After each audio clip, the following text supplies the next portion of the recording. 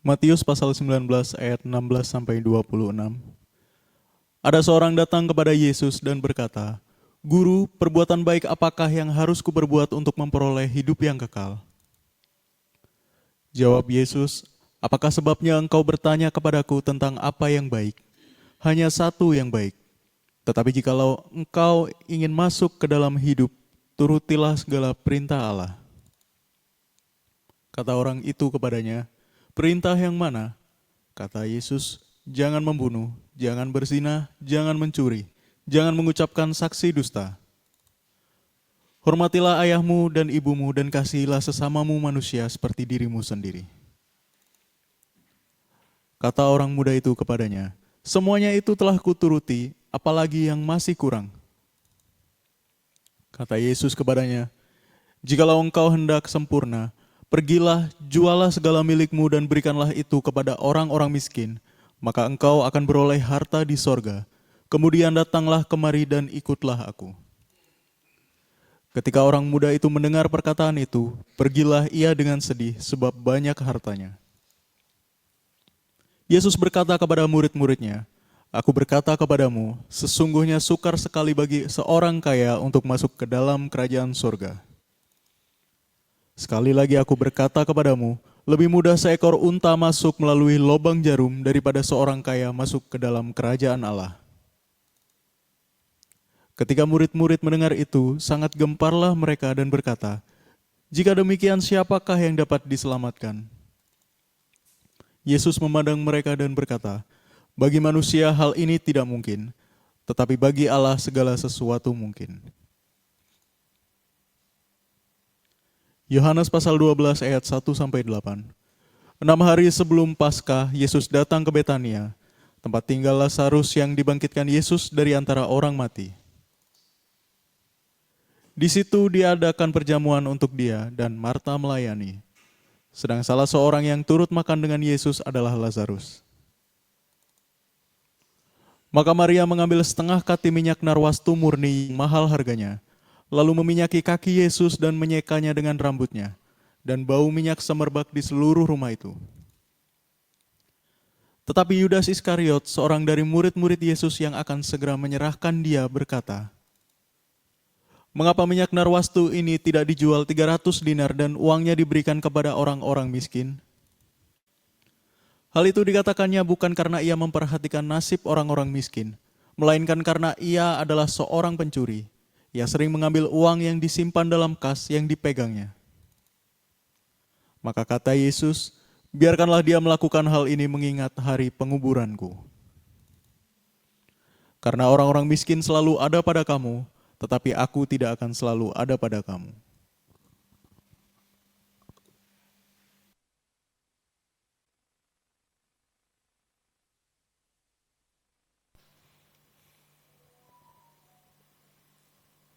Oke, shalom semuanya. God bless ya.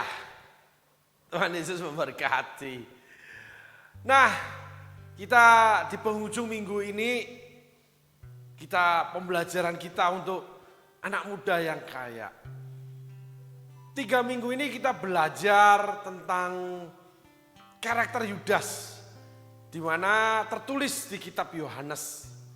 Yudas sering mencuri uang kas.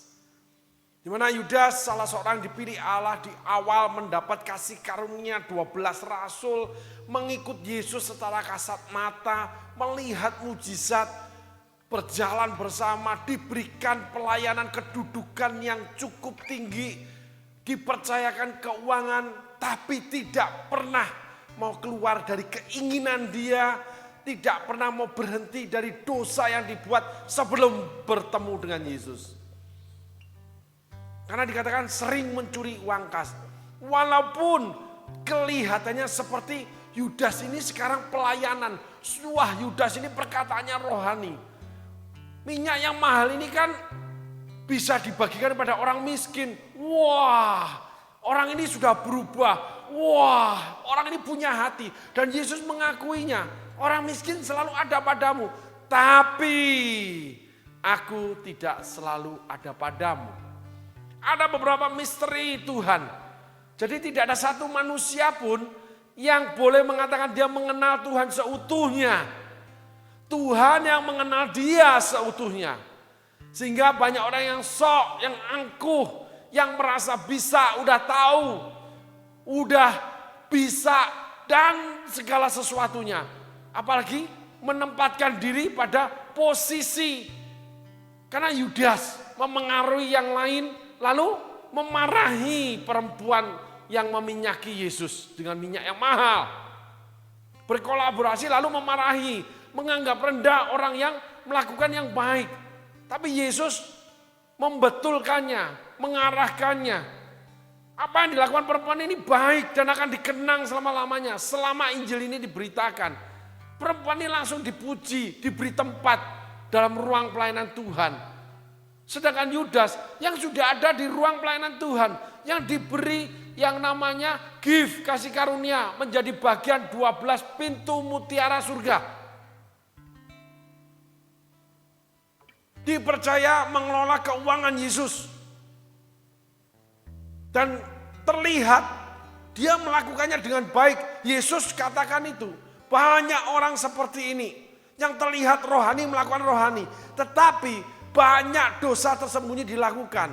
Di gereja seperti malaikat. Tapi kalau di luar, di rumah, di pekerjaan kayak setan. Itu kata Pak Pendeta, saudaraku. Coba saudaraku pikirkan ini. Nah itulah adalah kelemahan-kelemahan kita.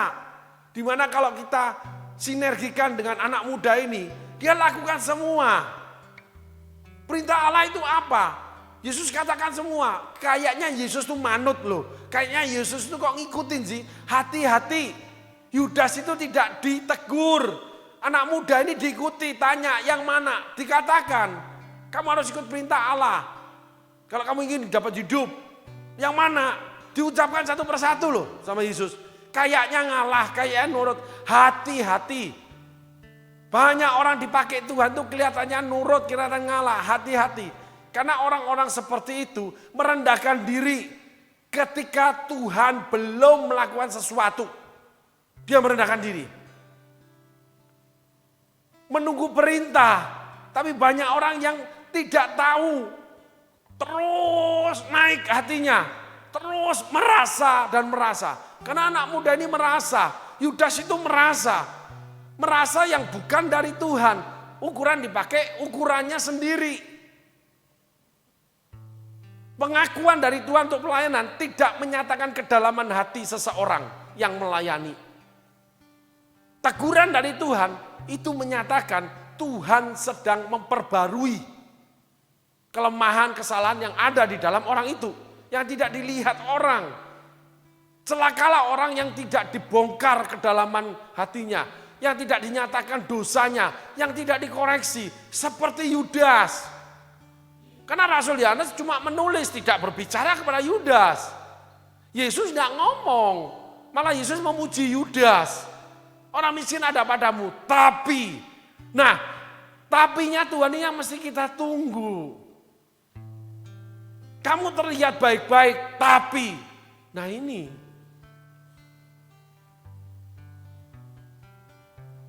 Tapi itu adalah syaratnya Tuhan. Bukan cinta Tuhan bersyarat. Menerima segala sesuatu dari Tuhan itu ada caranya. Untuk meminta hidup kekal, menerima hidup kekal, Tuhan punya cara terhadap anak muda ini. Sebagian udah dipenuhi. Tetapi ada satu perkara yang Tuhan ungkapkan sebenarnya menegur anak muda ini. Karena dia tidak mau memberinya.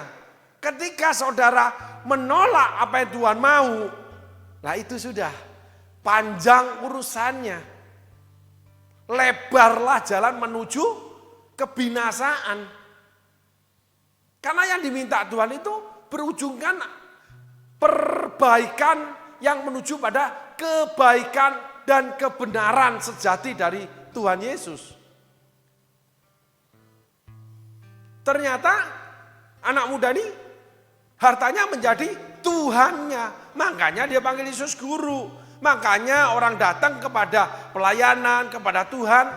Memperlakukan Tuhan sebagai apa? Itulah yang diingini dia. Cuman mau belajar firman, cuman untuk melayani, cuman untuk diberkati, cuman untuk duduk sebagai jabatan di gereja supaya terpandang rohani, cuman dan cuman sepenggal.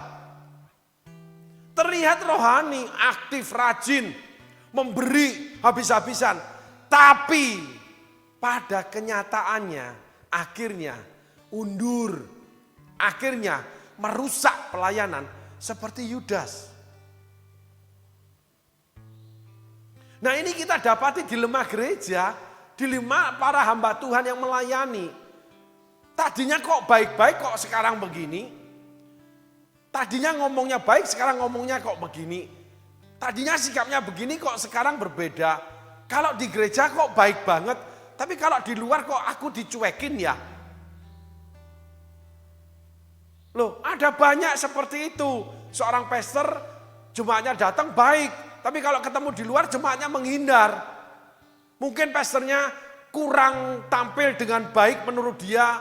Mungkin takut nanti kalau ketemu mesti ngajak makan. Mungkin. Karena tujuannya cuma apa? Ibadah di tempat pastor itu. Mungkin dekat rumah. Mungkin gereja itu mega church. Mungkin minta bantuan terhadap pastornya. Datang meminta diakonia. Ada banyak itu di gereja, saudaraku. Dan memang Tuhan izinkan ada banyak orang datang kepada Tuhan, ya pasti ke gereja, saudaraku.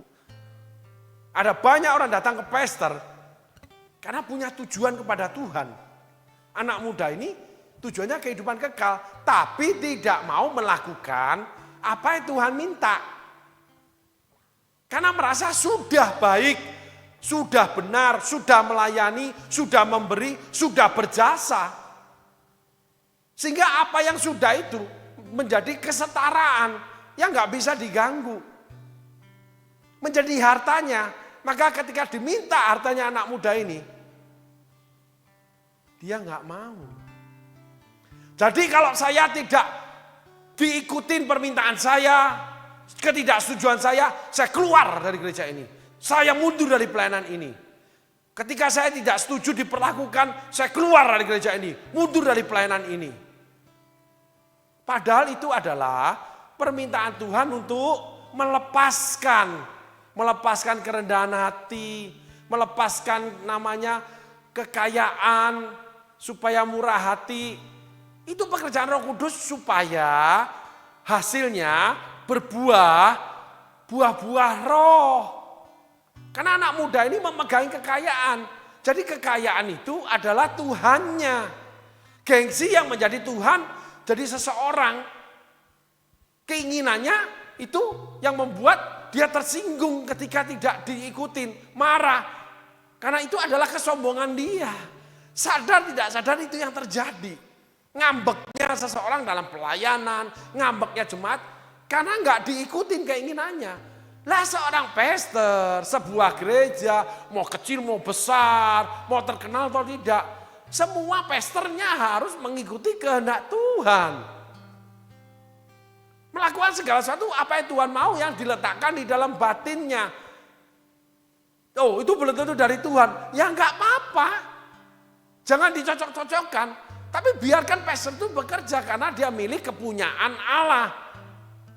Kalau dia salah, dia terjungkal sendiri kok. Kenapa kita harus fight? Yang lalu saya sudah memberi kesaksian bagaimana saya tidak setuju dengan gembala, di mana saya masuk ke gereja itu. Akhirnya saya undur setelah 2 tahun. Ternyata setelah itu banyak problem di kehidupan Pak Gembala, juga di pelayanannya. Yang betul-betul membawa suasana dan membawa kehidupan yang tidak baik. Lah sedangkan Tuhan bawa pelayanan ini diberkati sama Tuhan. Kenapa? Karena saya diberkati oleh Pak Gembala. Tetapi masalahnya bukan berkatnya. Jalannya Tuhan yang diikutin. Ini kebenaran saudaraku. Seringkali Tuhan berkata-kata, kalau orang salah, selalu Tuhan berkata bahwa Tuhan sendiri yang akan mengurusnya. dengan berbagai kata-kata Alkitab. Gitu. Letakkan bara di atas kepalanya. Dia akan menuai hasilnya dan sebagainya. Mungkin bukan dari Tuhan, mungkin suara saya sendiri, ya nggak apa-apa. Tapi akhirnya buah kehidupannya yang pelayanannya nggak ada. Pelayanannya hancur, keluarga hancur. Dan itu berjalan waktu bukan 1 tahun, 2 tahun, 3 tahun, belasan tahun. Abram melahirkan yang namanya Ismail itu dituai puluhan tahun sampai hari ini. Ishak dengan perkara Esau puluhan tahun sampai hari ini karena Edom yang lahir, bangsa Edom. Gitu. Sampai sekarang memusuhi bangsa Israel. Yakub sampai sekarang di mana akhirnya berperang terus. Ditawan cicit dari cicit. Kehilangan tanah air, terus berperang. Karena tanah air, kan itu peperangan di Timur Tengah. Yang dimulai dari Daud. Pedang tidak akan lari dari keturunanmu. Hasil akhirnya, Musa dari awal berbantah sama Tuhan, hasil akhirnya tidak boleh masuk tanah perjanjian. Ditunggu sama Tuhan. Saudaraku, hari penghukuman, keputusan penghukuman, itu Tuhan tunggu tepat dan indah pada waktu Tuhan. Itu bukan hanya berkat, keputusan penghakiman penghukuman Tuhan. Itu Musa. Oleh karena engkau tidak menghormati aku di hadapan umatku. Kalau diruntut memang dari awal dia berbantah sama Allah. Aku petah lidah. Dan seterusnya. Jadi lebih baik saudara ditegur, dikoreksi, diungkapkan kesalahannya dalam waktu cepat. Kalau didiamkan ya seperti Musa. Tidak dapat tanah perjanjian. Seperti Yudas yang akhirnya melakukan dosa menjual Yesus, mati masuk neraka. Seperti Saul yang gak pernah bisa ketemu dengan Tuhannya. Sampai akhir hidupnya. Loh, cerita itu ada, jangan dihindari. Kalau gitu kita hapus aja. Atau kita robek Alkitab kita. Nah, termasuk kehidupan anak muda ini. Yang rohani, yang sudah melakukan. Tapi, yuk kita tengok ayat firman Tuhannya. Tolong ayat 22. Sorry saudara. Ayat 21. Kata Yesus kepadanya, jikalau engkau tidak sempurna. Lah Yesus cuma ngomong sempurna loh. Yesus itu cuma ngomong apa adanya dan sederhana banget. Tidak bicara yang lain. Tidak membicarakan hasil karya anak muda ini. Tidak membicarakan syarat-syarat ke depan gimana. Yesus itu orangnya praktis saja. To the point. Langsung saat itu juga dia bicara. Tapi reaksi anak muda ini menyatakan dirinya. Tolong ditayangkan firman-Nya. Jikalau engkau tidak sempurna, cuman sempurna berarti udah benar. Tapi akhirnya pergi dari Yesus loh. Kenapa? Sedih. Karena gak mau kehilangan. Pergilah, jualah segala milikmu dan berikanlah itu kepada orang-orang miskin. Disuruh pergi. Loh, orang mau datang mau belajar kok suruh pergi. Nah ini sudah. Saudaraku perhatikan ini dulu. Simpang siurnya kita sama Tuhan. Cuman disuruh melayani, pikirannya macem-macem. Waduh nanti gimana ya pekerjaan saya. Waduh nanti gimana ya keadaan saya. Nanti gimana ya hidup saya. Gimana gini. Nanti kalau diperlakukan ini. Kenapa pastor melakukan ini. Kenapa keputusannya begini. Kenapa. Pikirannya macem-macem. Padahal Tuhan cuma suruh sederhana. Tolong pelayanan di bagian khotbah ya. Tolong pelayanan di sekolah minggu. Tolong pimpin doa ya. Mikirnya udah macam-macam, sederhana. Tuhan itu mau sederhana, dia tahu dan dia menghargai kok. Tapi kita tidak tahu kalau yang ada di kita ini, itu harganya mahal karena ada menyangkut dosa. Karena kita terikat di dalamnya, gengsi dan segala macam. Sehingga kita susah menekukkan lutut lagi.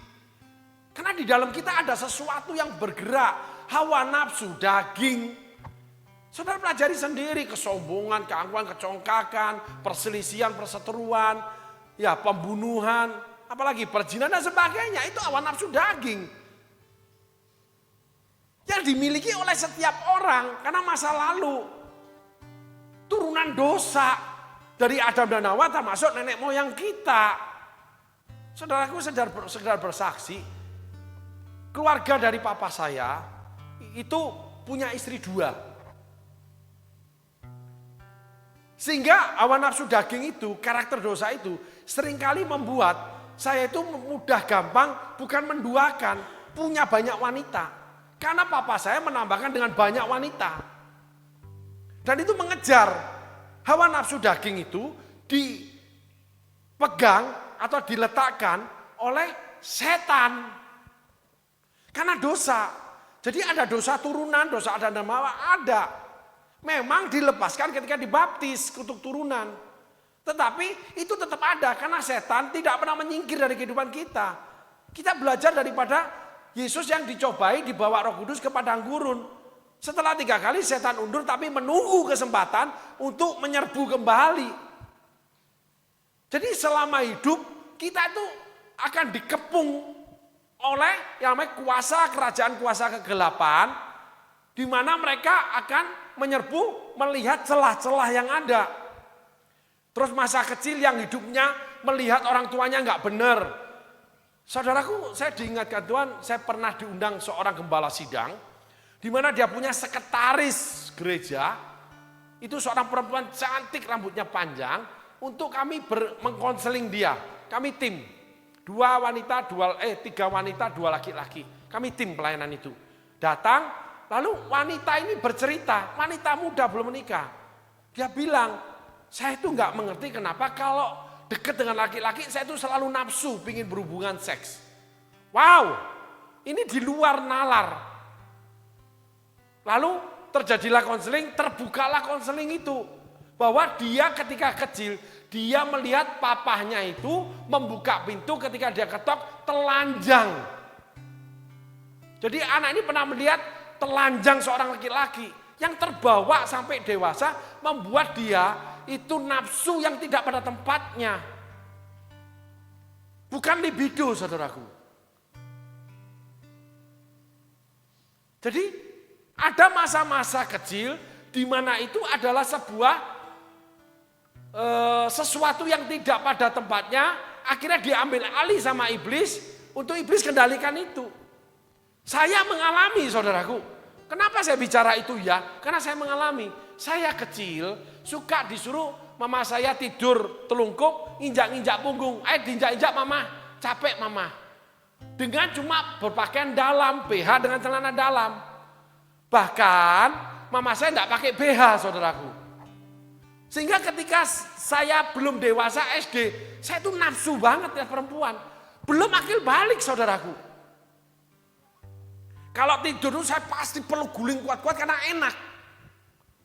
Karena itu bayangan bekerja terus. Nah iblis pegang itu. Dan itu menjadi hawa nafsu daging saya itu. Lepas, nanti masuk lagi, lepas masuk lagi. Sehingga saya nggak boleh jauh dari istri. Maka saya punya perjanjian nih yang lucu sama istri, saudaraku. Saya bilang sama istri saya begini, ya, ini benar saudaraku ya. Nih, kalau aku mati kamu kawin lagi enggak? Papi ini ngomong apa sih? Ngapain memulai yang baru? Banyak susahnya, karena dia dengan saya banyak susahnya, saudaraku. Sadar ini, suami yang buruk ini, saudaraku. Nah, aku sama anak-anak aja. Saya cuma nyaut gini, egois laki-laki itu. Ya saya ini laki-laki yang egois gitu aja. Ada yang enggak masalah lah urusannya. Saya cuma bilang gini, enggak apa-apa kalau kamu kawin lagi. Tapi ingat, aku bangkit dari kubur, aku cekek gitu nanti itu laki itu ya. Gua yang investasi sekian tahun, lunya yang menikmati enak aja lu. Bercanda gitu. Lalu saya sambung serius. Tetapi Mi, kalau kamu mati duluan, aku enggak 2 bulan, aku pasti cari istri, punya istri. Aku enggak bisa jauh dari perempuan. Dan itu saya kabarkan kepada setiap orang, baik itu rekan pelayanan, baik itu jemaat. Saya bilang, jangan kaget, seandainya kalau istri saya dipanggil pulang lebih dulu, saya akan menikah lagi. Karena saya enggak bisa dikejar itu. Kalau dikejar itu tumbang saya. Kecuali saya betul-betul lagi erat sama Tuhan. Apalagi kalau lagi bertempur dalam pertempuran yang berat. Lalu luka-luka banyak. Itu berat buat saya untuk melawan iblis. Karena saya sudah habis-habisan dengan manusia. Tenaganya itu sudah habis. Makanya berdoa senantiasa. Dibangunin tengah malam. Dibangunin subuh. Malam gak bisa tidur berdoa. Jangan dipikir karena kamu rajin sama Tuhan. Kamu cinta Tuhan, tidak dibangunin. Karena saya sedang menghadapi sesuatu yang buruk di depan, yang saya nggak lihat. Antara manusia yang buat atau setan yang buat.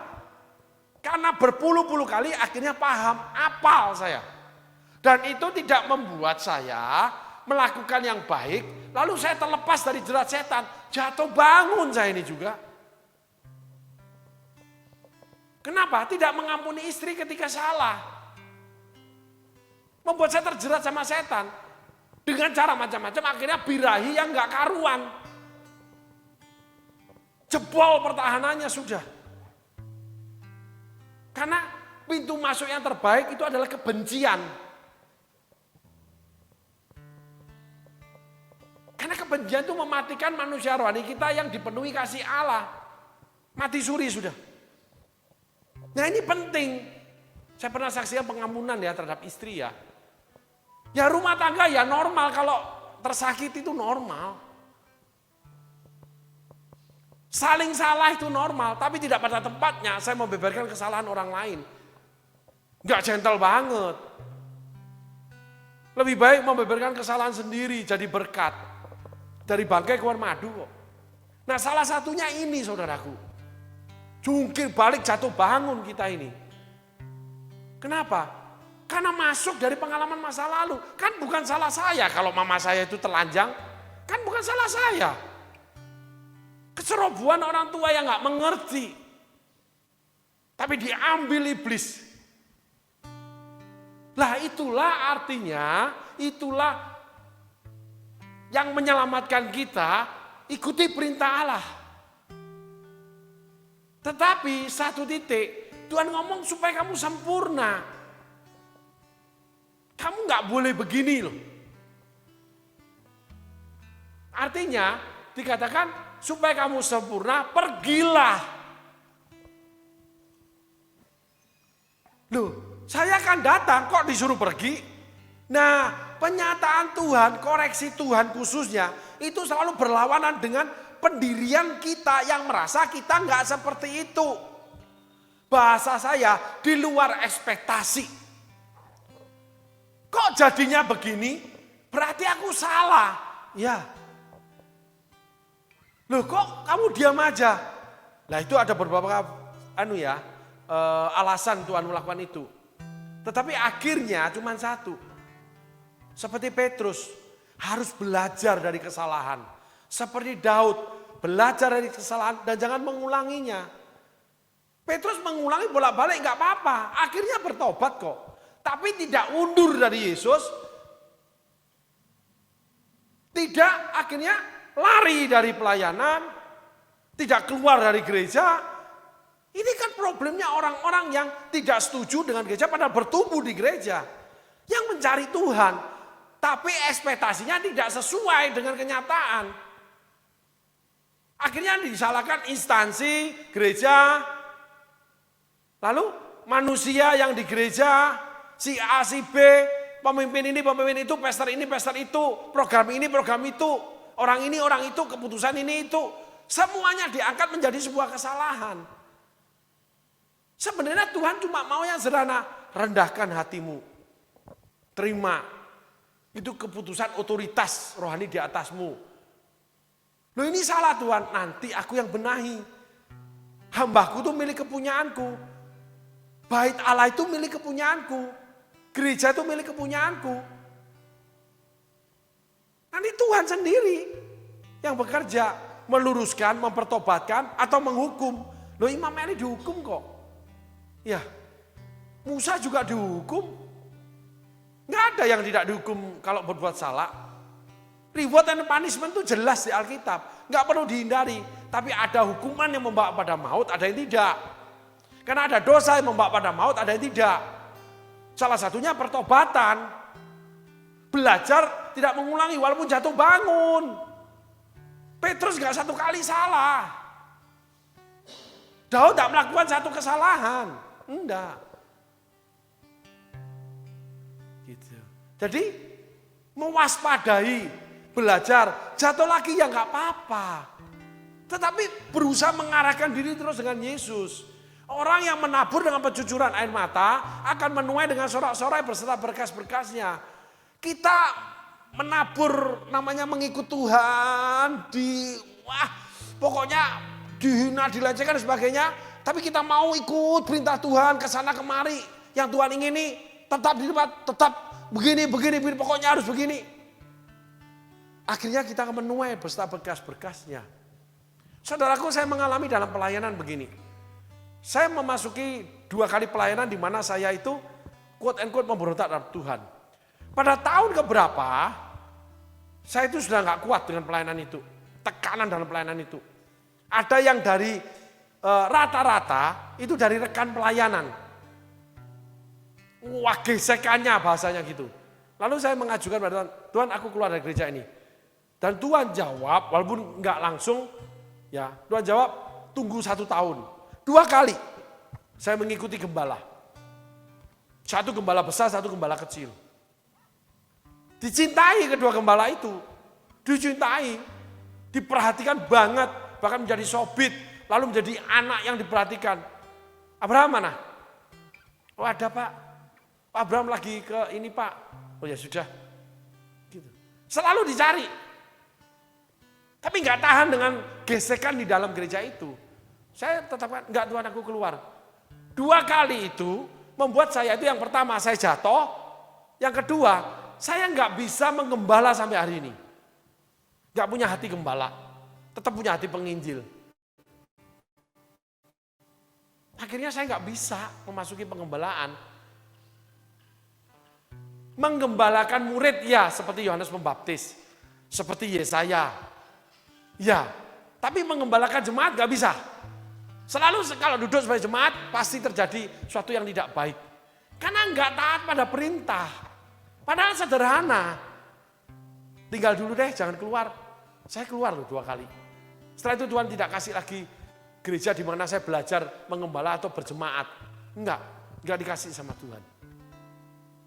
Semua khotbah yang saya khotbahkan, firman Tuhan yang saya beritakan, itu saya mengalaminya rata-rata saudaraku. Baik yang benar, baik itu yang buruk. Lengkap paketnya ini saudaraku. Gitu loh. Pedas, asin, manis, kecut, pahit. Ya memang dimensi seninya Allah merajut. Tapi ini bukan yang terbaik. Ini banyak yang buruk kok. Tapi justru dari yang buruk itu kita harus juga beritakan supaya orang jangan melakukan yang sama. Prinsip gentleman agreement, enggak tampil seperti malaikat padahal di dalamnya masih ada setannya. Enggak tampil memakai bulu domba padahal masih serigala. Seperti perempuan yang terkenal berdosa. Dia pakai serigalanya dia. Dia enggak pakai bulu domba. Dia enggak baik-baikin Tuhan Yesus, enggak ngomong shalom, enggak ngomong ceritakan tentang Tuhan Yesus. Yesus saya pendengar kamu tuh begini-begini, enggak ada. Dia cuma nangis saja. Lalu dia lapin dengan air mata, dengan rambutnya, terus dia ciumin kaki Yesus. Pertobatan itu adalah perbuatan, bukan perkataan. Sehingga akhirnya banyak orang perkataannya manis, perbuatannya tidak manis. Pada akhirnya, padahal Tuhan itu ingin sederhana aja. Ndaklah kok seperti anak kecil di dalam pemilik kerajaan Allah. Manut aja. Gitu loh. Dimarahin ya wes. Diangkat ya wes, diturunkan ya wes. Karena ada masanya nanti. Musa mengalami itu. Dipuji-puji bangsa Israel. Mau dibunuh bangsa Israel. Tuhan dipuji-puji sampai menari-nari. Tuhan mau ditinggalkan. Musa mau dibunuh, Harun mau dibunuh. Itu banyak kali terjadi. Tapi yang mau bunuh itu yang mati. Yang dibunuh malah yang masuk surga. Yang hidup panjang. Nah, Musa, Harun sama Miriam. Khususnya Musa dan Harun loh. Akhirnya Harun keturunannya tetap menjadi imam. Lewi yang dipilih. Keturunan Harun. Gitu saudaraku. Jadi hendaklah kita sederhana aja. Yuk tolong ditampilkan. Kata Yesus kepadanya, jikalau engkau tidak sempurna, pergilah, jualah segala milikmu. Nah ini, coba saudara bandingkan jualah segala milikmu. Saudara pikirkan itu. Dengan 10 perintah Allah. Gak ada itu. Di 10 perintah Allah gak ada loh. Itu pribadi Tuhan ke pribadimu. Loh. Kalau persepuluhan ditujukan kepada rumah Tuhan yang menghidupi rohanimu. Sederhana aja. Tapi kalau kepada orang-orang miskin yang kekurangan, Tuhan tidak tunjuk tempatnya, tidak tunjuk siapa. Karena di mana hatimu berada, hartamu berada. Kalau kamu melihat saudaramu kekurangan, kamu cuma bilang pergilah dengan imanmu, maka aku bilang kamu dengan iman, aku dengan perbuatan. Iman tanpa perbuatan mati. Nah ini kontekstualnya saudaraku. Yang Tuhan minta itu adalah pribadi miliknya. Yang dia punya. Kalau jangan berdosa kasih Tuhan alam semuanya. Itu tuh gak ada milik punya dia. Tinggal dia lakukan aja. Itu bisa pura-pura semua. Melayani itu pura-pura. Tapi ketika kehilangan harga diri, ketika direndahkan, ditinggalkan, ketika disepelekan, ketika nggak dianggap, nggak diikutin, segala sesuatu yang menyakitkan, tetap mau. Karena kehilangan harga diri. Tidak merampas punya orang lain. Tetap menjadi berkat walaupun lagi sulit. Menabur dengan bercucuran air mata. Berjalan terus karena Tuhan ngomong. Walaupun kehilangan. Jualah segala milikmu. Itu enggak ada di 10 perintah Allah. Itu pribadi Tuhan kepada pribadimu. Nah ini ukurannya. 10 perintah Allah itu ada pengampunan. Kalau pribadi ke pribadi bukan pengampunan, kamunya yang pergi dari Yesus. Kamunya yang sudah tidak punya hati lagi mengasihi Yesus. Automatically. Kenapa? Kamu lebih sayang daripada Yesus, lebih sayang yang diminta Yesus. Kamu tidak mau kasih. Enggak Tuhan, aku marah, aku tersinggung. Harga dirimu lebih tinggi dari harga Tuhan dalam hidupmu. Enggak mengampuni. Enggak menyediakan waktu buat Tuhan, enggak menyediakan diri buat pelayanan, enggak merendahkan diri ketika direndahkan, dan sebagainya. Yesus minta milik pribadimu yang hilang. Tiba-tiba diperlakukan tidak baik, tiba-tiba dikatakan begini begitu. Itu cara Tuhan mengkoreksi dirimu yang sombong, dirimu yang punya sesuatu menjadi berhala. Jualah segala milikmu. Anak muda ini nggak bisa, nggak mau. Karena itu adalah kehidupan dia. Sehingga pekerjaan itu kehidupan seseorang yang memang kaya karena pekerjaan. Karena bagi dia kaya bukan karena berkat Tuhan. Padahal dia tanya Tuhan. Itu namanya pencuri, itu Yudas. Orang itu tidak akan pernah setia. Dalam hal apapun, pasangan, uang, kepada Tuhan dan sebagainya. Dia tidak akan pernah setia. Karena orang itu licik untuk dirinya terus. Anak muda ini ngomongnya gagah. Saya sudah lakukan semua, mana yang kurang? Kelihatan gagah pelayanan, ngomongnya manis di pelayanan. Tapi sesungguhnya harta miliknya ketika diminta Tuhan secara pribadi, dia nggak mau. Apapun itu yang membuat itu yang berharga buat dia. Berarti Yesus itu tidak lebih daripada apa yang menurut dia berharga. Yesus di bawahnya, di bawah harga dirinya, di bawah harta miliknya, dan sebagainya. Karena Yesus yang minta, saudaraku. Demikianlah saya waktu itu. Keluar akhirnya apa? Ya karena saya nggak mau taat, karena saya nggak mau diperlakukan seperti itu. Berarti saya itu lebih besar daripada Tuhan. Cinta saya terhadap diri saya lebih besar daripada cinta Tuhan. Cinta saya terhadap gengsi saya lebih besar dari cinta pelayanan Tuhan. Padahal saya jadi berkat loh. Padahal Tuhan bekerja betul-betul luar biasa. Sehingga diakui pelayanannya. Cuman gesekan itu gengsi saya naik. Tersinggung, sombongan saya keluar semua. Dan itu tidak berkenan sama Tuhan. Membuat saya terhilang, saudaraku. Jatuh terhilang dari pengembalaan sudah. Lontang-lantung sampai hari ini. Walaupun dipenuhi dengan panggilan penginjilan. Memang saya di awal penginjilan. Tapi ilmu pengembalaan mestinya saya punya. Karena Tuhan pakai juga untuk membangun gereja. Bukan untuk kesombongan, fakta. Saya membangun beberapa gereja. Kecil-kecil, nggak banyak. Tapi itulah tangan apostolik. Mengumpulkan sendiri, memenangkan jiwa sendiri, lalu membangun sendiri pelayanan, jadilah namanya gereja. Akhirnya digembalakan oleh orang-orang yang ditunjuk Tuhan. Jadi gereja, beberapa. Tapi mengembalakan sendiri, nggak dapat. Karena 2 kali tidak taat. Kenapa gengsi? Juallah harga dirimu, tetap di sana. Nggak mau. Ayo pergi tetap ke sana. Enggak Tuhan, enggak mau saya pergi. Saya pamit aja, enggak. Saya juga pernah murtad. Maka saya bagikan. Anak muda itu ada di saya. Di masa lalu saya. Enggak bisa. Dan itu terus dikejar terus sama setan. Rasa gengsi itu terus naik. Lah itu adalah kelemahan kita. Yang terus dikoreksi Tuhan. Dan didorong oleh iblis. Iblis tidak pernah berhenti bekerja. Gitu saudaraku. Kita tidak berbicara pengajaran tentang bagaimana berperang dengan iblis ya saudaraku ya. Kita bicara tentang karakter aja. Tolong ayatnya ditampilkan.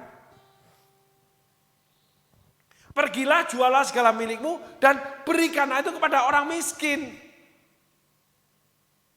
Lah tujuannya Tuhan kan beda, makin dalam. Deeper and deeper. Sudah suruh jual bagian pada orang miskin. Oh gila kali. Udah disakitin masih tetap kembali ke gereja itu. Gila kali. Seperti lembu aku ketika berada di dekat Allah. Bani Asaf tulis itu di Mazmur. Kan Mazmur salah satu penulisnya Bani Asaf. Lah itulah Tuhan. Kenapa? Karena dia menyatakan kamu kurang di sini, kamu lemah di sini, kamu masih sombong, kamu masih gengsi, kamu masih menempatkan harta milikmu lebih daripada aku bukan utama buat kamu, padahal aku pelayanan sepenuh hati, seumur hidup, habis-habisan, beriman dipelihara Tuhan, memang semuanya itu jadi. 10 perintah Allah dilakukan, tapi 1 ini gagal sudah. Maka dengan sedih anak muda itu meninggalkan Yesus. Banyak orang meninggalkan pelayanan, meninggalkan gereja, meninggalkan Yesus bahkan. Karena nggak mau kehilangan di dalam dirinya. Itu sebetulnya faktor utamanya. Dan ekspektasi dia tidak sesuai dengan apa yang Tuhan ingin diberikanlah kepada orang miskin. Nggak pernah mikir, berarti orang ini pelit, orang ini kaya pengumpul harta, nggak pernah mau memberi kepada orang miskin. Terbongkar semua itu. Kuburan. Ulat belatung, ngengat, karat, ada semua di sana. Karena Yesus ngomongnya bertubi-tubi, bukan satu loh. Sehingga perkataan Tuhan itu mengungkapkan, membuka banyak hal. Tuhan bekerja satu untuk banyak hal. Kita bekerja satu, kita menerima banyak hal. Kita bekerja banyak hal, diberikan lebih banyak hal lagi. Kenapa? Karena selalu lipat ganda. Sehingga kita semakin berkenan kepada Tuhan. Semakin kudus, semakin benar, semakin jujur, semakin baik, semakin murah hati. Terus semakin. Itu Roh Kudus kerjakan. Yang namanya diperbaharui roh dan pikiran. Saudara searching, diperbaharui dan roh pikiran. Hati nuraninya diperbarui supaya tidak punya pikiran-pikiran jahat lagi. Lalu pikirannya juga dipenuhi dengan firman Allah. Pembaharuan budi, baca itu saudaraku. Itu pengajaran Rasul Paulus. Semuanya didahului dengan ketaatan. Tapi ekspektasinya harus mau kehilangan. Menuju kepada tujuan Tuhan yang bukan tujuan kita. Orang miskin kok. Nggak pernah dipikirkan oleh anak muda ini. Dan orang banyak keliru di sini. Sudah berapa miss kita? Kesalahan berapa miss ini? Kekeliruan beberapa miss ini. Miss itu gagal, salah, keliru. I miss it. Aku kehilangan. Aku gagal, aku keliru. Ya ini penting, anak muda ini seperti itu. Dan itu terdapat di hidup setiap orang percaya. Ketika tidak mau menyerahkan kepada Tuhan. Yaitu permintaan Tuhan yang pribadi ini. Walaupun kita sudah melakukan banyak hal. Di gereja, di pelayanan, di seorang hamba Tuhan. Tapi Tuhan akan menuju titik pribadi dengan kamu. Karena itu adalah kekurangan kamu, itu kelicikan kamu, itu kesombongan kamu, itu kepelitan kamu, itu begini. Itu lebih daripada aku, kata Tuhan. Di hatimu. Nah itu penting, ini inti cerita anak muda yang kaya. Kenapa dia meninggalkan Yesus? Yuk kita lihat ayatnya lagi. Jualah segala milikmu dan berikanlah kepada orang-orang miskin. Maka engkau akan beroleh harta di surga. Coba perhatikan ini. Orang minta hidup kekal, harta di surga. Ngeblank. Lah saya ini minta diberkati malah suruh belajar firman. Malah dipanggil pastor untuk pelayanan. Maka seringkali pastor ngajak untuk belajar pelayanan. Lah saya berdoa minta diberkati. Oh ekonomi saya belum apa-apa. Minta hidup yang kekal supaya beroleh harta di surga. Gak nyambung. Itulah Tuhan. Gimana bisa nyambung? Lawang dalamnya tidak terselami. Luasnya tidak terselami, tidak terukur. Pikiran Tuhan, hikmat Tuhan tidak terselami. Dari awal sampai akhir pekerjaan Allah tidak dapat diselami manusia. Lah itu firman semua. Lah kok malah kita yang ngukur? Kan ukuran Tuhan mesti dipakai. Kan kita harus persiapan untuk dalam segala sesuatu, preparing for anything. Dan memakai ukuran Tuhan. Supaya jangan miss. Jangan salah, jangan keliru, jangan gagal, jangan kehilangan. Loh kok malah dapatnya harta di surga? Aku tuh lebih sibuk bekerja, aku memberkati gereja. Malah dipanggil suruh khotbah, suruh pelayanan, suruh pergi pelayanan. Nah itu kan harta di surga. Kalau boleh kita rendengkan ya, kita ambil ya. Lah aku tuh lagi ngumpulin buat modal kerja, kok malah suruh bagiin ke orang miskin. Kok salah disuruh pegang diakonia sama pastor. Ini waktu kerja udah capek, malah disuruh hadir di komsel bawa firman. Hari Sabtu waktu istirahat buat hari keluarga, siang-siang kenapa harus pimpin doa di gereja untuk ibadah besok. Padahal waktu itu sangat berharga, saya istirahat sore mau jalan sama anak-anak. Jadi nggak usah istirahat langsung jalan. Kan tiap hari sama aja saya nggak ada istirahat. Nah itu hartamu yang diminta Tuhan istirahatmu. Untuk mengumpulkan harta di surga. Semuanya kacau kelihatannya. Tidak. Cuman ikuti aja. Firman-Mu pelita bagi kakiku, terang bagi jalanku. Saat ku bimbang dan hilang jalanku, biarkan kacau, tetap ikut perintah. Lakukan untuk harta di surga. Iblis tidak akan bisa bekerja apa-apa. Kenapa? Karena pelita Tuhan yang mimpin. Firman Tuhan. Firman Tuhan ya dan amin. Percaya aja, pasti jadi. Dan sudah jadi. Apabila kau tinggal di dalam aku, dan firmanku tinggal di dalam kamu, percayalah. Apapun yang minta, sudah kamu terima. Saya terjemahkan seperti itu. Justru di dalam badai, Raja Wali harus berhenti. Kenapa? Dia akan keluar dari badai. Kalau burung gagak nggak bisa. Burung gagak makan bangkai. Orang-orang rohani yang duniawi makan bangkai dunia, harta dunia, ngangkat dan karat akan menghabiskannya.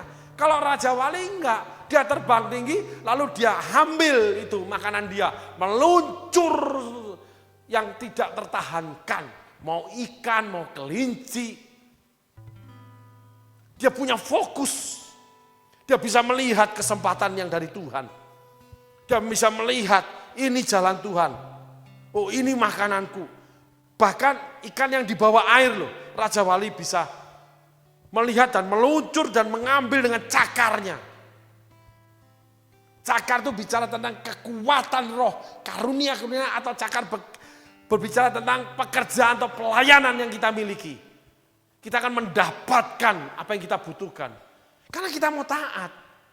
Menjual segala milik kita, memberikan kepada apa yang Tuhan ingini, lalu kita mengumpulkan harta di surga.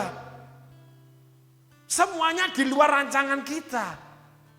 Saya pernah berbicara yang lalu bahwa Tuhan ajarkan dalam segala hal itu sudah ditetapkan, saya anggap masih 80%. Walaupun itu siap jalan, betul-betul siap dan pasti jalan. Segala rencana dalam hal apapun. Mau pelayanan, mau hidup, mau keuangan, mau apapun. Sistem, semuanya. Ketika udah siap nih, benar-benar udah dengnya, sebelumnya atau pastinya Tuhan ngomong. Jadi yang 20% ini, saya sediakan buat Tuhan. Ketika 20% Tuhan ngomong, itu yang saya ikuti. Antara dia teguhkan atau dia tolak. Atau dia revisi. Itu pasti yang 20% menjadi 100% kehendak Tuhan. Bukan sombong saudaraku. Tanpa itu kejungkal terus kita ini. Kenapa? Karena kita punya pikiran kadang itu dari dalam hati keluar pikiran yang jahat. Ekspektasi keliru, pemahaman yang keliru. Karena kita tidak punya pikiran-pikiran yang luas seperti Tuhan. Pengertian-pengertian yang tidak terselami seperti Tuhan. Kita tidak tahu masa depan, kita tidak tahu apa yang akan terjadi di depan kita. Kenapa kita harus berbelok, kenapa kita harus meluncur, kenapa kita harus berhenti, kenapa kita harus ngiu dulu. Karena di depan itu ada segala sesuatu yang tidak baik buat kita.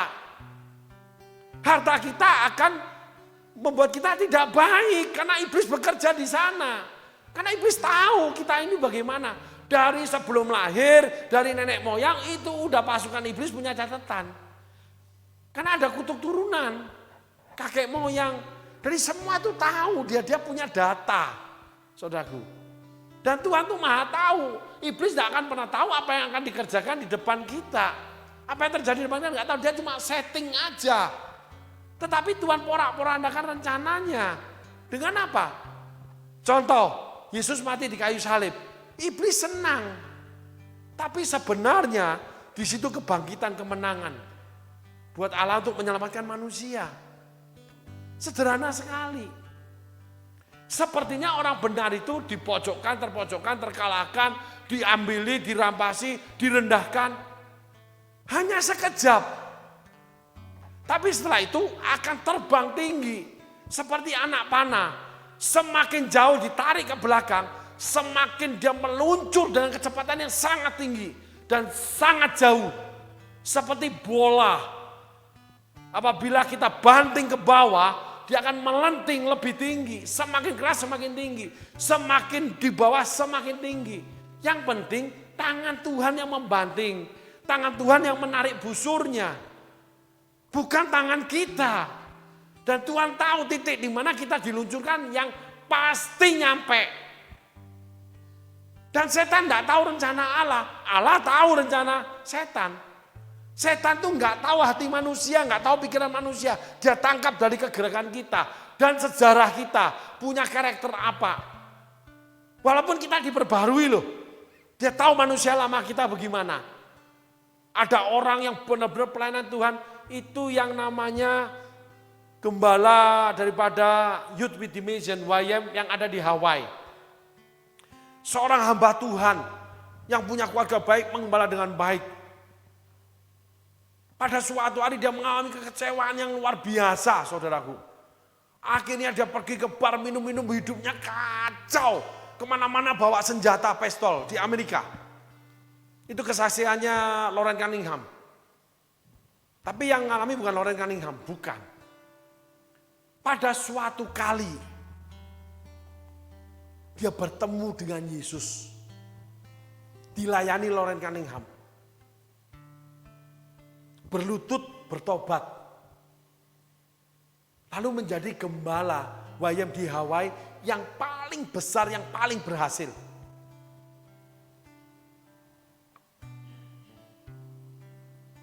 Saya lupa namanya, saudaraku. Itulah Tuhan. Iblis menjerumuskan hamba Tuhan ini. Tapi Tuhan memakai lebih hebat, lebih besar dari pelayanan yang lama. Itulah Tuhan. Loren Cunningham sendiri keluar meluncur pakai mobil di highway untuk pindah kota. Kenapa? Memenuhi panggilan sama Tuhan. Keluar dari gerejanya sebagai full timer gereja. Gereja berkembang, dia izin gembalanya, Tuhan gembala setuju memberkati dia. Dia keluar dengan istri, belum punya anak. Kalau nggak salah dia gembala kaum muda. Dia berjalan, tiba-tiba mobilnya kecelakaan terbalik. Ketika dia di aspal, dia terbangun, dia mencari istrinya, istrinya tergeletak. Lalu dia hampiri istrinya, dia pegang nadinya, berhenti, mati. Loh, ini kan dengan suara Tuhan. Pastor juga menunjukkan karena itu betul-betul suara Tuhan udah diuji. Tapi kok mati? Lalu terdengar suara audible di telinga dia. Yang tidak pernah disangka-sangka. Karena harta milik dia diambil. Disuruh jual sama Tuhan. Menjadi harta di surga. Mati di dalam pelayanan. Martir istrinya. Said matinya. Lalu di telinga Loren Cunningham kan masih hidup. Masihkah engkau mau melayani aku? Waduh. Kita kan kalau ada kesusahan kita ikut minimal muka pura-pura. Suara yang dibuat mendayu-dayu ikut sedih. Kan begitu. Menasehati, merangkul, mendoakan. Yesus itu tegak berdiri. Kekuatan Tuhan tidak terselami. Yesus itu teguh. Yesus itu batu karang yang tidak bisa digoyang. Cuma bisa kamu ubahkan dia dengan tetesan air matamu. Itu Yesus. Belas kasihan Yesus akan keluar. Kita bicara Marta Maria. Tiba-tiba Roh Kudus ngomong, masihkah engkau mau melayani aku? Itu ditulis kesaksian Loren Cunningham, pendiri YM. Di mana pelayanannya di ribuan tempat dia bangun, khusus kaum muda. Kebangkitan hamba Tuhan selanjutnya dari pelayanan salah satunya YM. Dan ada banyak di Indonesia, ada banyak itu. Saya ketemu dengan murid YM yang pernah khotbah di tempat kita, pernah juga gabung di pelayanan kita. Gitu saudaraku. Dia bercerita waktu dia gabung YM di Ampenan kalau nggak salah. Gitu saudara. Dan YM, Loren Cunningham dalam kesedihan dia bilang, mau Tuhan. Istrinya hidup. Apabila engkau kehilangan nyawa oleh karena aku, kehilangan uang oleh karena aku, kehilangan kehormatan oleh karena aku, kehilangan pelayanan karena aku, kehilangan pekerjaan oleh karena aku, kehilangan harga diri oleh karena aku, semua karena Tuhan, kamu akan mendapatkannya kembali. Itu Tuhan. Tapi kalau kamu mempertahankan nyawamu, mempertahankan uangmu, kehormatanmu, semua yang di kamu akan kehilangan nyawamu itu. Itu Tuhan, saudaraku. Loren Cunningham mendapatkan istrinya, dia masuk tanah perjanjiannya, dia mendirikan ribuan tempat dan puluhan ribuan anak muda dibangkitkan di seluruh dunia. Karena pelayanan Loren Cunningham. Youth with the Mission, YM, kalau orang Indonesia bicaranya. Itu terkenal pada masa yang lalu. Setelah itu surut memang saudaraku. Itulah Tuhan. Sehingga hari ini kita belajar. Kumpulkanlah harta di surga. Dan kita akan mendapatkan kembali. Karena surga meminta. Gak boleh ditahan-tahan. Yang dimana keadaan itu di luar ekspektasi kita. Tapi itu sebenarnya ujian daripada kelemahan kita. Yang menjadi lebih utama daripada Tuhan sendiri. Katanya mau ikut Tuhan. Katanya mau melayani Tuhan. Katanya mau setia dengan pelayanan. Setia dengan gereja. Katanya mau membantu menopang pelayanan. Belum apa-apa kok seperti itu. Baru juga segitu punyanya kok seperti itu. Nah itu seperti itu. Ya Loren Cunningham belum apa-apa. Sudah kehilangan, bayangin. Saudara masih ada apa-apa dapat dari Tuhan. Kalau ini kan belum apa-apa, malah kehilangan istri. Gimana pelayanan? Kawin lagi, yaitu tujuanmu yang buruk toh. Saudaraku, ini kesaksian hidup Loren Cunningham. Ya, yuk kita tilik lagi untuk di penghujung minggu ini.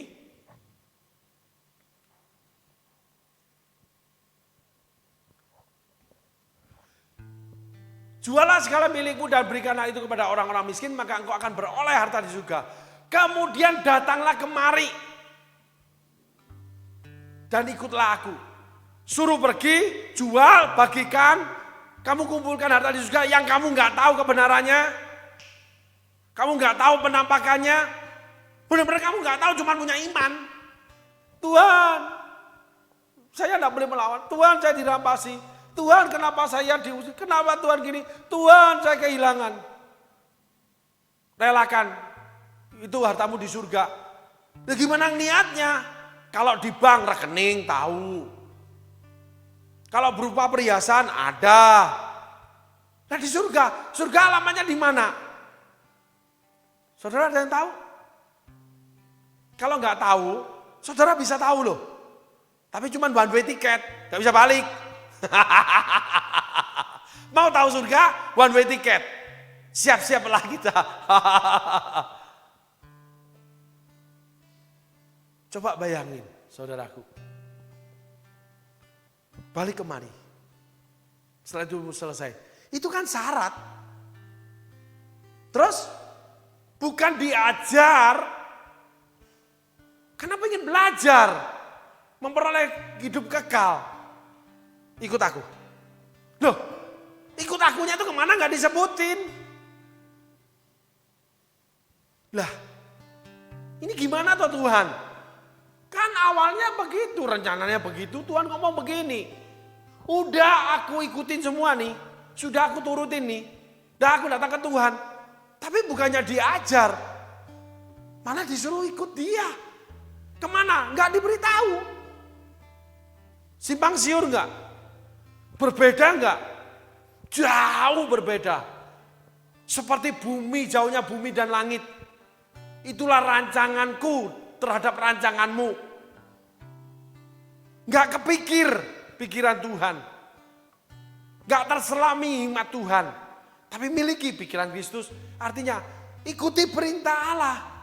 Tuhan ngomong jalan aja. Pasti sampai tujuan.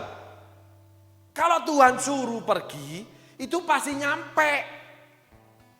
Walaupun tengah jalan kelak-kelok, nggak apa-apa. Contoh kita pergi ke kota yang lain bawa mobil, kadang ban kempes, kadang macet, kadang malam, kadang hujan, kadang jalan rusak, kadang begini begitu. Tapi harus nyampe, untuk nyampenya kita. Karena ikut perintah.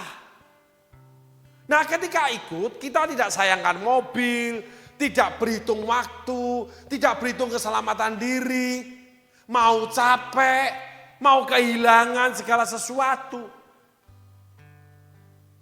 Oleh karena perintah, itu esensinya. Sehingga anak muda ini gagal. Mari kita periksa hati kita masing-masing untuk pengikutan kita kepada Tuhan. Lalu apa yang kita inginkan kepada Tuhan? Lalu apa yang Tuhan inginkan? Lalu apa yang Tuhan kerjakan? Enggak sesuai semua. Yang terakhir ikutlah aku, bukan diajarin. Tapi di situ kita akan belajar. Supaya kamu sempurna. Loh saya kan udah begini-begini. Kan disuruh kawin saya kawin. Kan disuruh itu saya itu. Saya disuruh kerja. Dimintain uang. Semua sudah saya kerjakan. Supaya sempurna kamu ambil bagian pelayanan. Ayo kamu berdoa syafaat. Ayo kamu berkhotbah. Ayo kamu ikut pester ke desa. Ayo kamu begini begitu. Lah kerjaan saya gimana? Berarti kerjaan itu lebih utama daripada keinginan Tuhan. Berarti pekerjaan itu lebih berharga daripada keinginan Tuhan. Berarti pekerjaan itu lebih penting bagi saudara daripada Tuhan. Kepercayaan sepenggal. Keinginan sepenggal. Permintaannya sepenggal. Sepenggalnya itu adalah miliknya Allah, kehendak Allah yang harus kita ikuti supaya sempurna. Kita sudah lakukan semua yang tertulis. Semua yang diajarkan di gereja. Semua yang diingini gereja. Pokoknya semua kita sudah lakukan. Sudah habis-habisan. Tapi ada supaya kamu sempurna. Nah supaya sempurna ini yang gak enak. Jualah segala harta milikmu bagi kepada orang miskin. Halo. Macam-macam terus nggak tahu bagaimana hasilnya. Yang terakhir ikutlah aku. Lah, mau belajar hidup kekal aja kok repot sih Tuhan. Suruh pergi nanti balik, melakukan menjual milik lalu membagikan. Aduh banyak banget step-stepnya, banyak banget yang harus dilakukan. Lah memang begitu. Saya akan tutup dengan sebuah quote saudaraku. Tuhan itu maha pemurah, maha kasih. Kasih karunia anugerahnya itu tidak terhingga, tidak terselami. Tetapi ingat, Tuhan itu bukan Tuhan yang receh. Tuhan yang bisa kamu sepelekan. Tuhan yang bisa kamu atur. Tuhan yang bisa kamu minta seenaknya. Tuhan yang bisa kamu perlakukan seenaknya. Kenapa? Karena dia Tuhan. Dia adalah penguasa tunggal. Dia sanggup melakukan segala sesuatu. Dan dia jadikan itu semua. Sehingga Alkitab mencatat, dia panggil kita. Hai cacing Yakub. Yang tidak punya tulang, tidak punya gigi, tidak punya kaki tangan. Bagaimana lemahnya kita sebagai manusia walaupun sudah menjadi anak Tuhan. Walaupun sudah memberi kepada Tuhan. Walaupun sudah melayani Tuhan. Tetap Tuhan panggil cacing Yakub. Walaupun kita mendapatkan kasih karunia anugerahnya. Dari diselamatkan sampai dipakainya. Tetapi hari ini Tuhan bicara. Minggu ini Tuhan bicara. Supaya kamu sempurna. Oleh karena supaya kamu sempurna. Akhirnya kamu meninggalkan Tuhan. Saudara pikirkan ini, tragis kan? Padahal sangat sederhana. Tuhan Yesus berkati. Terima kasih. God bless you guys.